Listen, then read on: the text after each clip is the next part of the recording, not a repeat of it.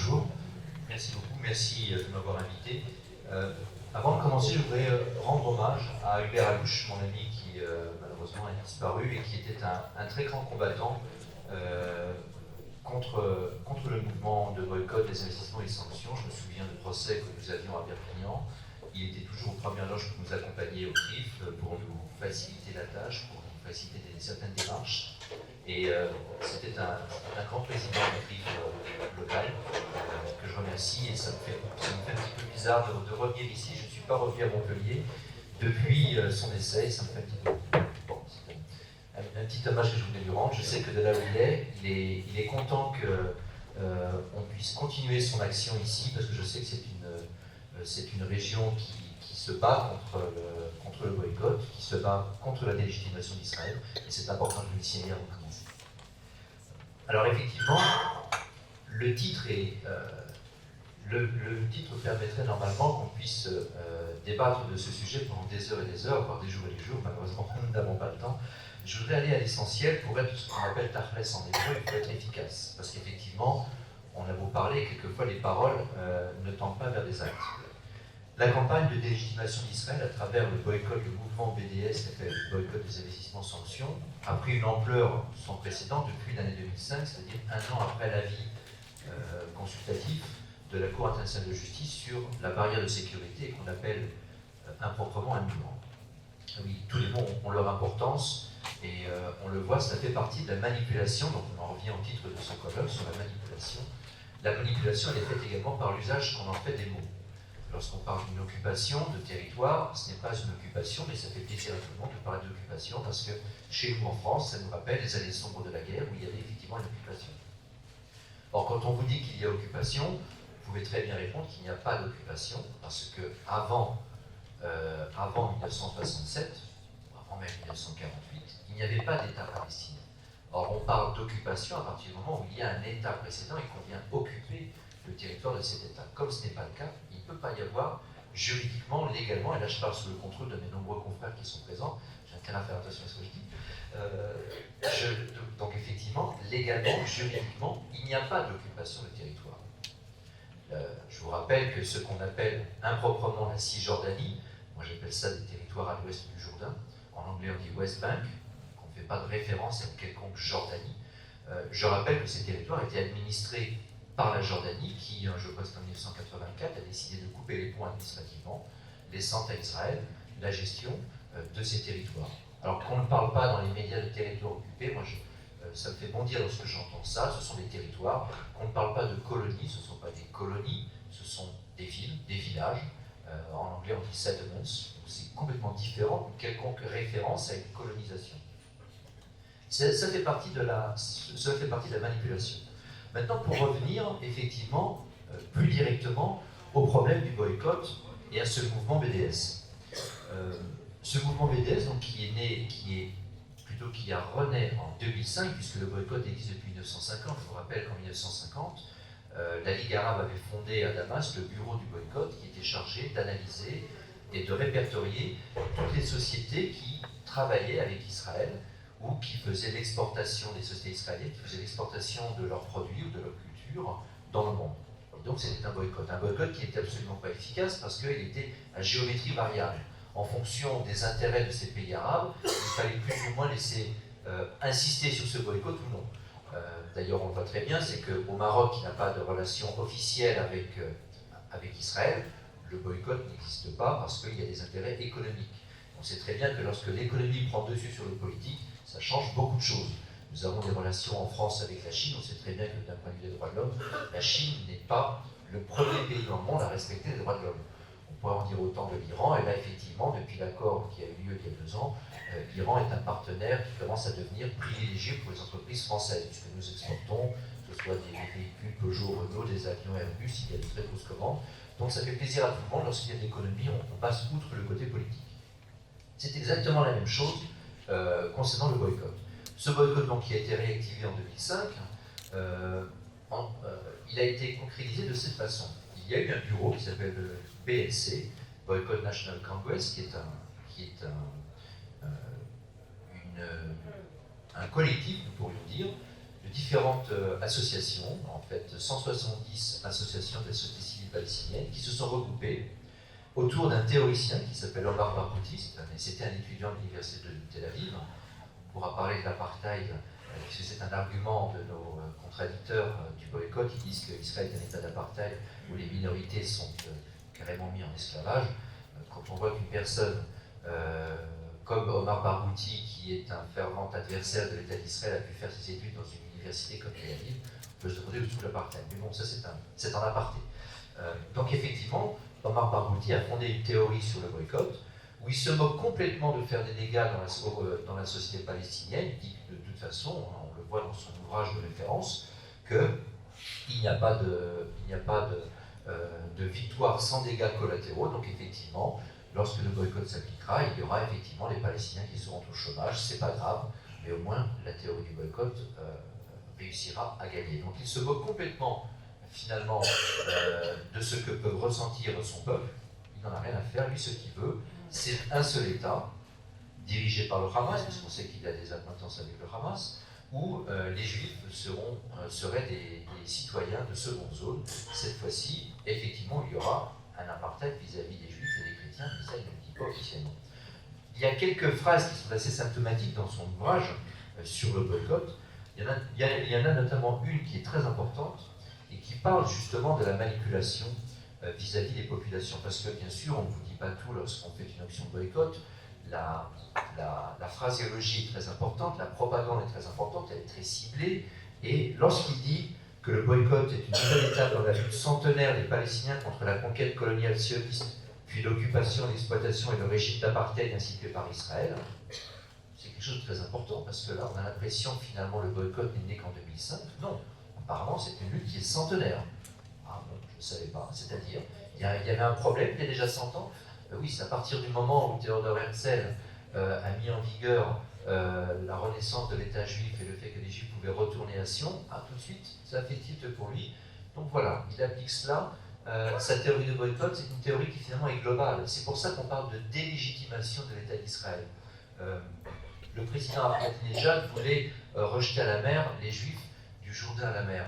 Mais lui, c'est encore pire que ça. Il veut carrément nier l'existence d'une quelconque relation entre le peuple juif, l'État d'Israël et la terre, qu'on a improprement parlé, la Palestine mandataire, qui était effectivement dirigée à l'époque par les Anglais jusqu'à l'indépendance de l'État d'Israël. Ça me fait penser que lorsqu'on parle de l'indépendance et de la création de l'État d'Israël en 1948, ce n'est pas tout à fait exact. C'est peut-être une recréation de l'État juif, de l'État d'Israël. On pourrait en débattre peut-être avec nos amis philosophes. Ça fait partie de la manipulation également. Ça fait partie de la manipulation. Donc quand il dit qu'il s'agit d'une lutte centenaire des Palestiniens à travers un régime d'apartheid, c'est une manipulation. Il manipule ces ouailles afin de délégitimer l'État d'Israël. Il y a autre chose qui est très importante aussi, c'est la stratégie qui est faite autour de la théorie du boycott. Quand vous avez, je vais vous donner un exemple sur le boycott économique. Vous savez, ce sont ces actions où il y a une dizaine de personnes qui vont dans des magasins, qui vont retirer des rayons, des produits qui sont supposés être israéliens, même s'il n'y a pas d'étiquette, on dit ça doit provenir d'Israël, donc on va les retirer. Donc on les retire, on fait un petit peu de rap-dam, on prend un mégaphone, on crie, on demande à ce que ce soit retiré, on dit que c'est une honte, on argumente là-dessus en disant que si vous achetez des produits israéliens, cela va donner de l'argent à l'armée israélienne qui va en profiter pour tuer les Palestiniens. Donc tout cela, c'est une stratégie, mais qui va très loin. Parce que si vous entendez leur discours, ils disent d'abord il ne faut pas acheter les produits israéliens. Ils vont commencer par faire une petite différence. Pas tous les produits israéliens, les produits qui proviennent de ce qu'ils appellent les colonies, de ce qui n'est pas reconnu internationalement, il est vrai, par la communauté internationale comme étant qu'Israël, c'est-à-dire au-delà du concept qui est né de 1967 et de la guerre des 6 jours. Et puis finalement, il va revenir dessus en disant non, finalement, ce ne sont pas uniquement que les produits qui viennent de ces territoires, c'est les produits qui viennent de tout Israël. Ah, c'est important, on en revient à la légitimation totale de l'État d'Israël dont je faisais état tout à l'heure, c'est-à-dire la négation complète de l'État d'Israël. Il ne faut plus qu'il y ait un seul État d'Israël sur cette terre. Les religieux extrémistes diront qu'il s'agit de la Houma et d'une terre sacrée musulmane, donc on ne doit pas avoir de juifs dessus. C'est une théorie d'ailleurs qui est qui n'est absolument pas reconnu par la majorité des religieux musulmans. Il y a une fatwa dont je vais vous parler qui en fait état, mais la grande majorité des dignitaires musulmans, des imams, sont tout à fait d'accord pour vous dire qu'il y a des juifs sur cette terre depuis très longtemps et qu'ils ont droit d'être ici en même temps que les musulmans, c'est tout à fait normal, c'est ce qu'on appelle le vivre ensemble, et eux au moins ont la clairvoyance de le reconnaître. Simplement, cette petite minorité d'extrémistes, eux, veulent complètement annihiler l'État d'Israël. Donc la théorie de M. Barghouti, elle est mise en pratique de différentes façons, et je dirais que la théorie, c'est la théorie d'Al-Qaïda. Vous savez que quand Al-Qaïda ou Daesh organise un attentat, la procédure est très simple. On laisse le soin à différentes entités dans les pays où on se commettre ces attentats d'avoir cette stratégie de pouvoir organiser un attentat, c'est-à-dire on vous laisse libre, vous choisissez vos cibles, vous choisissez vos moyens. Le plus important est de dire que finalement vous le faites au nom de Daesh ou au nom de Al-Qaïda. C'est exactement la même chose pour les actions de boycott. Une action de boycott culturel lorsqu'il y a un festival de cinéma israélien, ou une action économique dans un supermarché, ou une action contre un événement sportif dans lequel il va y avoir une équipe israélienne qui va rencontrer une équipe de sport française ou autre, ça se passe de la même façon. On demande aux organisations pro-palestiniennes locales d'organiser une action. Vous êtes tout à fait libre, vous, organisations pro-palestiniennes, d'organiser et de choisir la cible que vous voulez. Vous avez les moyens que vous voulez. À la limite, on essaiera de la financer ou vous apportez un moyen logistique. Mais après, vous vous débrouillez. Le tout étant que vous revendiquez le BDS et de la charte BDS. C'est la même chose que pour Al-Qaïda, finalement, c'est la même stratégie. C'est une stratégie guerrière. Donc effectivement, la manipulation, elle est de dire c'est une action pacifique, hein, puisque vous savez que les boycotteurs n'arrêtent pas de scander ce slogan « Nous sommes une association pacifique, nous voulons uniquement que le droit international soit reconnu par Israël de façon pacifique et non violente ». Pour être violent, il ne suffit pas d'être violent physiquement, ce n'est pas utile finalement de taper physiquement. La violence, elle peut être verbale, et elle est condamnée verbalement également. Donc cette violence verbale, elle est très importante, c'est une stratégie guerrière également. Et cela, il faut en être conscient, parce que ça fait partie de la manipulation que nous subissons. Alors, qui est à la tête finalement? Parce qu'on pourrait se dire que BDS est quelque chose de très grand, de très organisé, très structuré. Qui est à la tête de cela? Mais il ne faut pas oublier qu'à la tête de ce collectif PNC dans les territoires palestiniens à Ramallah, il y a quand même le directeur de cabinet de Mahmoud Abbas, il y a l'ancien archevêque de Jérusalem, Atan Ahana, il y a d'autres personnalités de ce genre qui maintenant essaient de se démarquer un petit peu. On peut juste, une petite minute, essayer de parler de chronologie. Pourquoi est-ce que cette action de boycott a trouvé une renaissance en 2005? Parce qu'ils se sont bien rendus compte que la lutte armée ne servait à rien contre l'État d'Israël. Donc ils se sont dit, on va sensibiliser la population internationale, la communauté internationale, par des moyens qui touchent un petit peu plus les esprits. On va faire un parallèle avec l'État sud-africain à l'époque où il y avait l'apartheid. Et on va vous dire que finalement, Israël est un État d'apartheid avec des citoyens de seconde zone. Je ne pense pas qu'on puisse parler d'État d'apartheid pour plusieurs raisons. D'abord, vous savez que pour ceux qui ont visité Israël, ou ceux qui ont entendu parler de ce pays et qui se documentent dessus, il n'y a pas de différence, par exemple, de séparation dans les transports entre les citoyens israéliens de religion juive, les musulmans, les druzes, les catholiques, les chrétiens, les coptes ou autres. Tout le monde est mélangé. Dans un état d'apartheid, on sait très bien qu'il y a une séparation. Il y a des ministres, il y a des soldats, des magistrats qui proviennent des minorités de l'État d'Israël. Vous vous souvenez que le président Moshe Katsav, lorsqu'il a été condamné pour viol sur une de ses secrétaires, il a été condamné par un juge musulman, un juge arabe. Personne n'aurait osé mettre en doute son jugement sous le prétexte qu'il était un juge provenant d'une minorité arabe. Personne. Moshe Katsav a fait appel, ce qui est tout à fait normal selon le droit, et cette condamnation a été confirmée en appel, mais tout le monde reconnaît à ce magistrat la justesse de sa décision à partir du moment où il a respecté le droit israélien, ce qui a été fait. En France, on ne remet pas en cause une décision judiciaire parce elle aurait été rédigée par un juge dont on pourrait soupçonner qu'il provienne d'une minorité religieuse. Ce serait complètement aberrant. C'est exactement le cas en Israël également. Donc vous pensez franchement que si Israël était un État d'apartheid, il y aurait des juges, des hauts magistrats qui puissent condamner le premier personnage de l'État, le président, sans qu'il y ait aucune réaction? C'est impossible. Vous savez également que peut-être qu'un des vice-ministres de Ehud Olmert, lorsqu'il était Premier ministre, était un vice-ministre druze. C'est lui qui était en charge notamment de la gestion d'un conflit militaire lorsque le Premier ministre est à l'étranger. C'est-à-dire que c'est lui qui aurait pu mettre en avant et déclencher une guerre, une réaction, une riposte militaire en l'absence du Premier ministre. Vous pensez franchement que Israël, qui est quand même, on dit la troisième puissance mondiale, ou quatrième puissance mondiale, qu'on puisse laisser à quelqu'un provenant d'une minorité religieuse la possibilité de mettre en avant, sans d'ailleurs remettre en cause son pouvoir, de mettre en avant les forces militaires, si c'était un État d'apartheid? C'est impossible. C'est encore une fois une preuve qu'il n'y a pas d'État d'apartheid. Sans parler des droits civiques, sociaux et autres qui sont reconnus à tous les civils israéliens qui proviennent d'une minorité. Alors, je ne dis pas que l'État d'Israël est un État parfait, loin de là. Il y a des problèmes et on voit très bien que lorsqu'on écoute les débats à la Knesset, tout le monde s'écharpe, il y a des problèmes. Il y a d'ailleurs à la Knesset, pour ne parler qu'elle, 3 partis arabes. Vous pensez franchement que dans un État d'apartheid, on laisserait 3 partis émerger d'une minorité si c'était un État d'apartheid? Je pense que là encore, ce serait impossible. Donc effectivement, il y a des problèmes dans l'État d'Israël comme dans n'importe quel problème, comme dans n'importe quel pays. Mais ça, c'est la démocratie, c'est comme la démocratie, ce n'est absolument pas un État d'apartheid. Donc quand on parle de manipulation par le biais d'une discussion sur un quelconque État d'apartheid, on peut citer tous ces exemples pour dire qu'effectivement, c'est une grande manipulation de dire cela.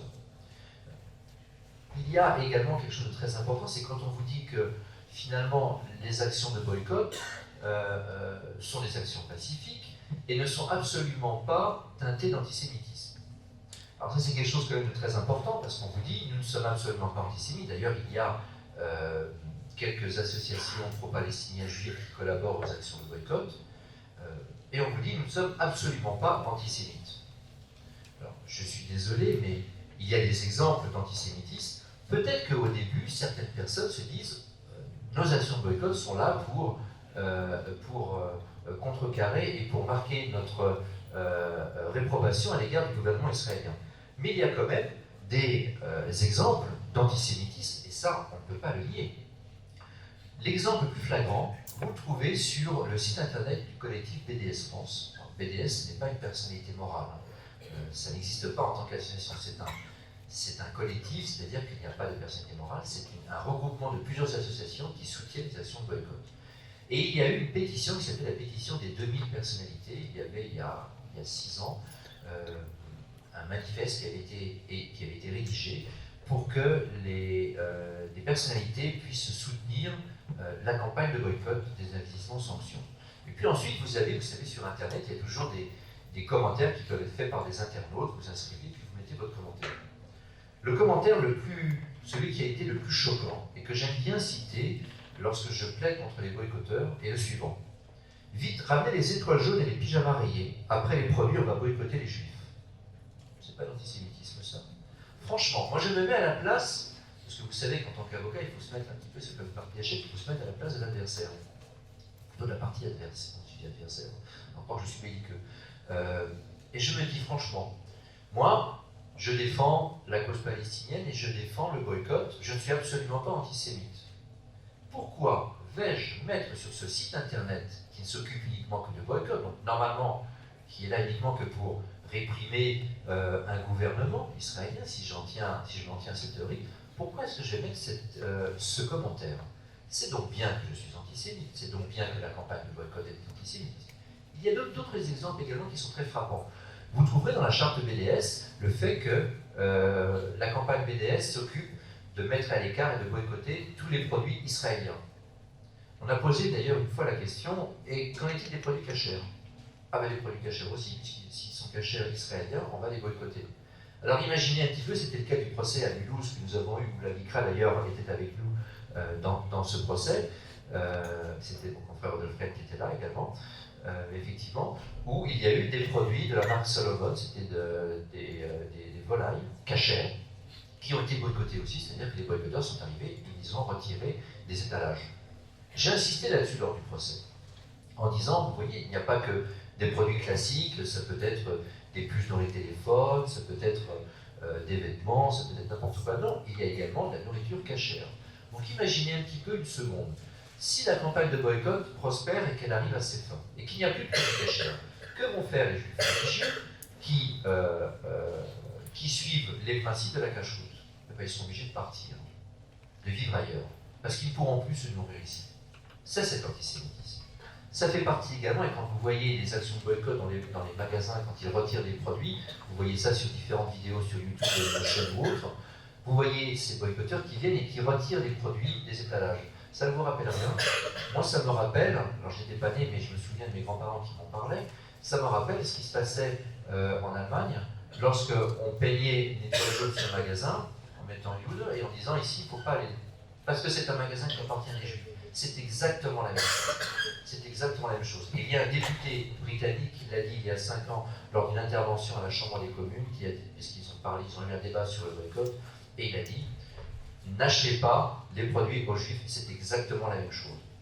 Ça me fait penser d'ailleurs, je vais faire un raccourci un petit peu rapide, vous savez que depuis que Manuel Valls est intervenu à une manifestation que nous avions organisée au CRIF à Paris, au Place du Trocadéro, c'était le premier homme politique à dire l'antisionisme et le nouvel antisémitisme, notamment à travers la campagne de boycott. Depuis, c'est une phrase qui ne quitte pas tous les gouvernements successifs. Il faut rendre hommage à Manuel Valls là-dessus. Effectivement, la réaction du gouvernement français est très importante, des gouvernements français est très importante. Elle est importante pour nous d'un point de vue symbolique et psychologique, mais il faut passer aux actes. Alors les actes, c'est quoi? C'est par exemple demander à ce que les sites internet qui font la promotion du boycott soient interdits. On peut le faire, on a la loi pour ça. L'article 24 alinéa 7 de la loi sur la presse interdit l'appel au boycott en fonction d'une appartenance supposée ou non à une religion, une ethnie, une race ou une nation. Et là, nous sommes le seul pays au monde à avoir cette législation. C'est-à-dire que nous sommes le seul pays au monde à pouvoir sanctionner une personne qui appelle au boycott d'un État. On ne peut pas dire je veux boycotter les produits iraniens, je veux boycotter les produits chinois, ou les produits palestiniens, ou les produits américains. On ne peut pas en faire la promotion. On peut, à titre personnel, dire je ne suis pas pour ces produits, je ne veux pas qu'il y ait ces produits devant. Je ne veux pas acheter ces produits parce que je ne les aime pas. Pourquoi pas? Peut-être. Chacun a sa libre pensée et chacun peut faire ce qu'il veut. Mais on ne peut pas appeler les autres à le faire à travers cette campagne. C'est illégal, c'est interdit. Nous avons plusieurs décisions de jurisprudence là-dessus d'ailleurs, y compris de la Cour de cassation. Cela a commencé en 2004, lorsque, vous savez, le maire de Seclin, M. Jean-Claude Villem, maire du Parti communiste, qui venait du Parti communiste, avait décidé, pour s'opposer à la politique du gouvernement Charonne, de boycotter les jus d'orange de Jaffa dans les cantines municipales. Il a été poursuivi par la LICRA. En première instance, il a eu la cause, et puis ensuite la Cour d'appel de Douai, puis la Cour de cassation en 2004 a donné raison en disant la liberté d'expression souffre quand même certaines limites, et notamment l'appel au boycott qui est une limite légale. Il n'était pas content, monsieur Villem, puisqu'il a dit là on veut m'empêcher de parler, et donc je saisis la Cour européenne des droits de l'homme. Eh bien non, nous avons une décision qui est très importante du 16 juillet 2009 de la Cour européenne des droits de l'homme qui dit que le boycott est interdit selon la loi française. Il y a un autre procès qui va avoir lieu bientôt devant la Cour européenne des droits de l'homme, puisque les boycotteurs essayent de recommencer. C'est notamment cette affaire de Mulhouse qui a donné lieu à l'arrêt de la Cour d'appel de Colmar, où nous avions brillamment gagné avec notamment 12 000 € de dommages-intérêts pour les parties civiles, ce qui est quand même important. Puis la Cour de cassation, le 20 octobre 2015, qui est venue également confirmer cet arrêt de la Cour d'appel de Douai. Et maintenant, ils ont saisi la Cour européenne des droits de l'homme sur le même motif en disant qu'il y a liberté d'expression qui est bafouée. J'espère qu'ils vont également être déboutés comme l'a été M. Villem en 2009. Nous allons voir. La jurisprudence est très importante, c'est une façon d'agir. Les procès, c'est une façon d'agir. Une façon de marquer notre détermination à ne rien laisser passer. Alors cette loi est très importante parce que non seulement elle réprime l'appel au boycott, quel que soit le support, c'est-à-dire que vous avez des tracts qui appellent au boycott, c'est sanctionnable.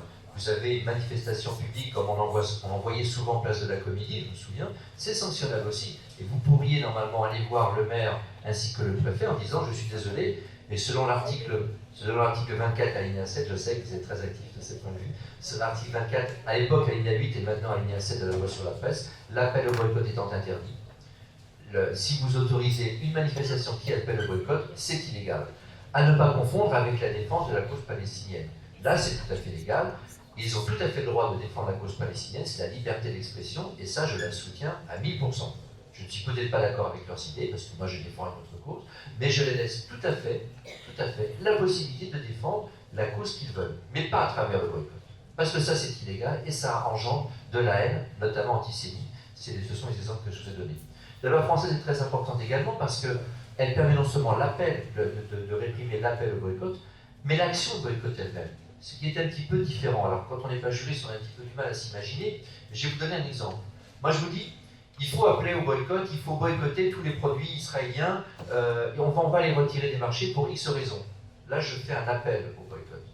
Maintenant, je me pointe dans un magasin, je retire moi-même ces produits. Là, c'est l'action boycott. Et là, ce sont les articles 225-1 et 2 du Code pénal. Nous avons la jurisprudence également là-dessus. Elle est très bien faite et elle sanctionne de la même façon. De la même façon. Nous avons plusieurs arrêts de la Cour de cassation là-dessus. C'est très important. C'est un petit peu tout ce que je voulais vous dire rapidement. Je suis bien sûr tout à fait ouvert à toutes les questions que vous voudriez me poser sur ce sujet. On pourrait en débattre pendant très longtemps, mais il y a d'autres intervenants, je ne veux pas vous monopoliser la parole. Merci beaucoup.